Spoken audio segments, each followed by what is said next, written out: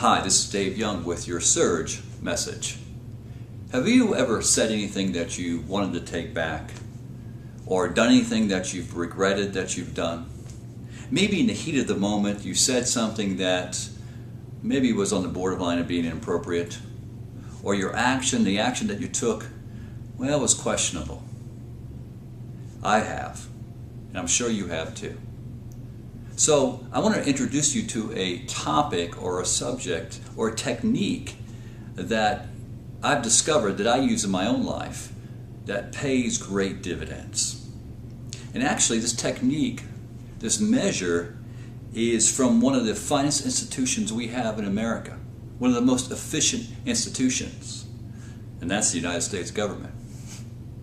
It's called the stopgap measure.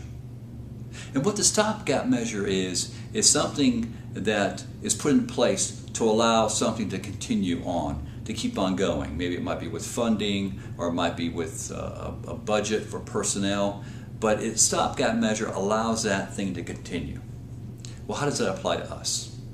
Let's say you're in a situation at work, and let's say that a coworker uses your computer and phone when you're not around. Obviously, you don't like this. So instead of going there and voicing your opinion and saying what you feel, you would do a stopgap measure. You would temporarily stop it and think about what you're going to do. Maybe you could type up an email, read the email several times to make sure that it's HR proof, that the verbiage expresses what you want to say, but in a professional manner. Maybe have a co-worker read that, and then you can go ahead and send that on. Or you can actually speak to the person after reading that email.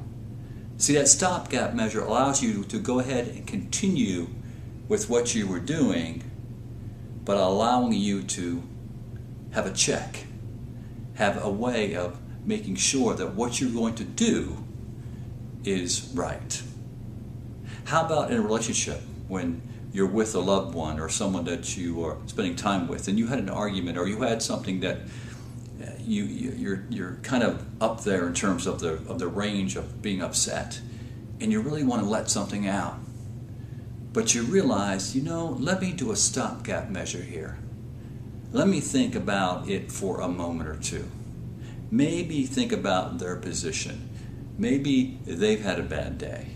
And if I said this or said that, what would occur? Is there anything good that's going to happen out of it? How about in our physical fitness? What if we're on a program where we're on a diet or a fitness plan, and we're going to a party, and we know there's going to be alcohol and some good food there and some desserts? Well, we might bring a friend with us or have a friend there, and they can institute a stopgap measure, meaning this.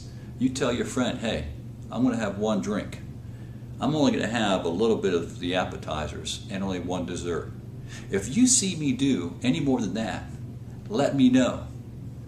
That will be my stopgap measure to say, hey, I've got a commitment to be fit, so I'm not going to go on.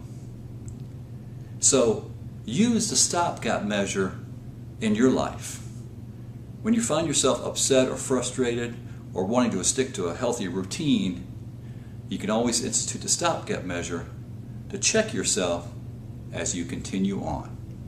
This is Dave Young with your Surge message.